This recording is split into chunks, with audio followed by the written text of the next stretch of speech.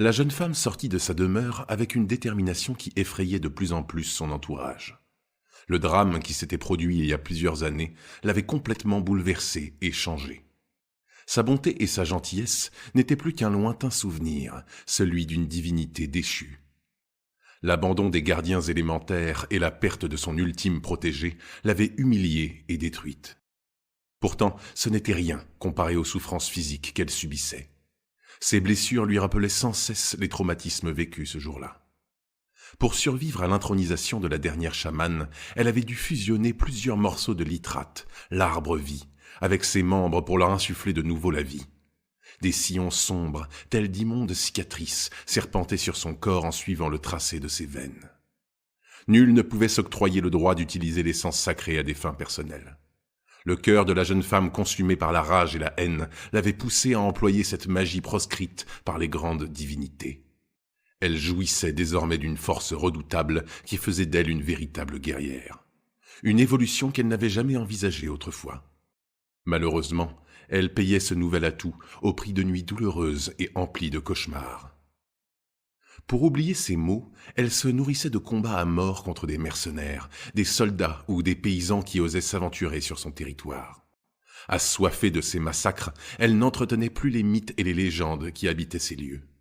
Elle était devenue ce terrible monstre des marais du Yok. Seule son envie de vengeance lui donnait assez de volonté pour résister à l'ultime noirceur qui l'envahissait au fil des jours. Elle savait que tout changerait bientôt. Ses multiples connaissances sur le monde ne lui permettaient toujours pas de comprendre comment cet être si sombre avait pu lui rendre visite dans ses songes après les événements tragiques. Elle avait essayé de contrôler ses pensées comme à son habitude. Or, la puissance de l'esprit dépassait ses propres pouvoirs. Malgré la situation, elle avait bu ses paroles et avait été convaincue par l'ambition et le projet de cet homme. Mettre un terme au règne des gardiens élémentaires. La réussite de ce renversement se paierait en sacrifices innombrables. Peu lui importait et seule sa vengeance comptait. Elle devait juste s'armer de patience et se préparer au retour de l'étranger. Depuis ce jour, elle enfila comme à son habitude sa tenue de combat, un simple pantalon et une chemise de lin, des jambières et des épaulières dorées. Un linothorax noir et rouge compléta l'ensemble. Elle avait insisté sur ces couleurs afin de rappeler à tous ses futurs adversaires qui l'affronteraient que la mort et le sang les attendaient. Les ondines qui l'accompagnèrent lui tressèrent les cheveux à divers endroits. Sa coiffure lui donnait un air de déesse, comme par le passé. Elle ne voulait pas que sa transformation en guerrière affecte son apparence. Elle tenait à garder cette petite touche de féminité. Sa peau douce et lisse, son teint pâle et la blondeur de sa chevelure accentuaient à merveille cette image. Une fois prête, elle s'équipa de sa dague et de sa fine épée, qu'elle avait nommée Akri et Vindicta. Puis elle se dirigea vers le seul endroit qui la faisait se sentir vivante. L'arène. Elle n'avait rien de spectaculaire ni de terrifiant. Un mur foncé de forme elliptique constitué de pierres limitait parfaitement la zone de combat. Du sang séché colorait le sol poussiéreux de diverses teintes rouges et sombres, témoins d'anciennes luttes acharnées. Une fine cascade ornait l'une des extrémités de l'enceinte et voilait légèrement des gravures. Le contour d'une porte se devinait derrière. Quand elle pénétra dans son sanctuaire, elle sourit. Elle se retrouvait face à un groupe de 5 hommes. Avec un peu de chance, ils s'organiseraient et lui offriraient plus de résistance. Méfiante malgré tout, elle scruta chacune de ses futures victimes. L'une d'entre elles tremblait de peur. Les taches sur son entrejambe n'auguraient rien de bon quant à sa capacité à défendre sa vie. Le deuxième, qui devait avoir fière allure dans sa jeunesse, se présentait plus comme un vétéran qui, dans une ultime bravoure, voulait démontrer qu'il était encore en mesure de se battre et de signer des contrats de mercenaires. Les 2 suivants, bien bâtis aux yeux de leur hôtesse, se ressemblaient en tout point. Leurs muscles saillants la stimulèrent. Quant au dernier, il observait avec sérénité les lieux.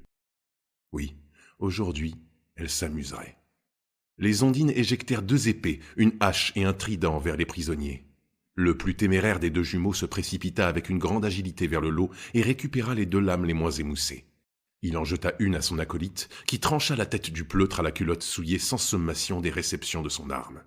Pendant ce temps, les 2 derniers combattants s'emparèrent des équipements restants. Tous s'observèrent avec animosité.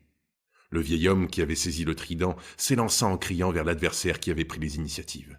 Celui-ci l'évita d'un simple pas sur le côté et lui planta son épée dans le dos.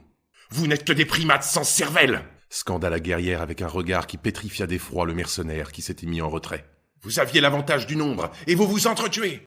Je suis votre ennemi !» À peine eut-elle fini sa tirade qu'elle courut vers sa première cible.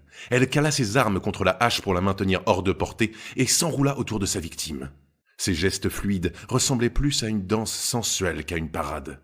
Pourtant, le résultat était sans appel. Sa pirouette lui avait permis de passer derrière sa proie et, d'un mouvement rapide, elle lui planta les deux lames de chaque côté de son cou. Cette démonstration inquiéta les jumeaux qui se rassemblèrent. Ils se dévisagèrent et comprirent l'ampleur de la situation. « Est-ce donc toi, la bête ?» beugla l'un d'entre eux. « Si tu penses nous effrayer, tu te fourvoies, ma pauvre. Viens tâter de mon épée. Vous avez gâché mon plaisir !» cracha-t-elle avec hargne. « Vous en paierez les conséquences !» Les mercenaires prirent les devants et s'approchèrent de la guerrière. Celle-ci les scruta avec malice et s'en pourlécha les lèvres. Elle joua avec ses lames et se glissa petit à petit vers son premier adversaire. En un battement de cils, elle se retrouva sur son flanc. « Tes entrailles dégagent une odeur nauséabonde. Heureusement qu'elles ne te serviront pas là où tu vas, » murmura la jeune femme. Le plus téméraire des frères baissa son regard sur son ventre ouvert. Il tenta de retenir tant bien que mal ses intestins qui s'échappaient. Après quelques secondes de lutte acharnée, il s'écroula lourdement sur le sol. Quant à la guerrière, après avoir observé les 4 premiers cadavres, elle courut vers son dernier jouet. Celui-ci s'agenouilla et se mit à prier les gardiens élémentaires de lui laisser la vie sauve. « Supplie-les aussi fort que tu le peux. Ils ne peuvent plus t'entendre dans ce lieu où ils m'ont abandonné !» s'écria-t-elle en jetant sa dague d'un geste vif et si précis qu'elle s'enfonça dans le cœur du malheureux. Elle s'approcha de la dépouille, le chevaucha, puis retira la lame et la replanta encore et encore, s'éclaboussant de sang chaud. « Je hais les gens de ton espèce! Lâche! Pleutre !» s'énerva-t-elle. « C'est ce qu'on appelle une occupation passionnante et sanguinaire », lança une voix caverneuse. Ne prêtant aucune attention à l'étranger qui venait d'intervenir, la guerrière poursuivit son œuvre. Puis elle finit par plonger sa main dans la poitrine du cadavre afin d'en soustraire le cœur. Elle le regarda puis l'écrasa entre les doigts tout en se léchant les lèvres. « Je n'aime pas être dérangée sur mon terrain de jeu, » répliqua-t-elle froidement. « Je vois. Mais tu m'octroieras une exception, » reprit-il avec douceur. La jeune femme sentit l'homme s'approcher sans la moindre hésitation. Elle releva la tête pour lui faire face et le dévisagea. Les allures princières de cet étranger, ainsi que la broche qui maintenait sa cape, lui permirent de le reconnaître rapidement. Cet objet doré l'avait marqué la première fois. Il représentait une chouette aux ailes déployées avec des serres tranchantes bien en avant. « Vous voilà enfin. Je vous ai attendu si longtemps, » lança-t-elle plus doucement. « Tu m'en vois ravie, ma chère Milounia. Et tu te doutes que si je suis ici, c'est que nous devons passer aux choses sérieuses. L'heure de placer nos pions est venue. Je t'ai fait une promesse, me semble-t-il.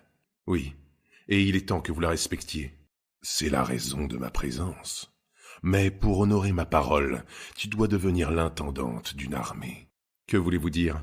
interrogea-t-elle d'un air soupçonneux. « Dans peu de temps, tu prendras la tête d'hommes et de femmes exceptionnels.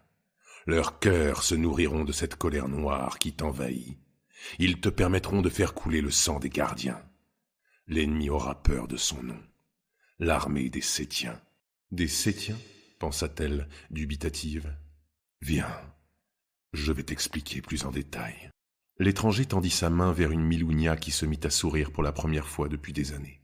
Elle lâcha sa dague, se releva et ordonna aux ondines de tout nettoyer et suivit son interlocuteur. Elle allait enfin assouvir sa vengeance.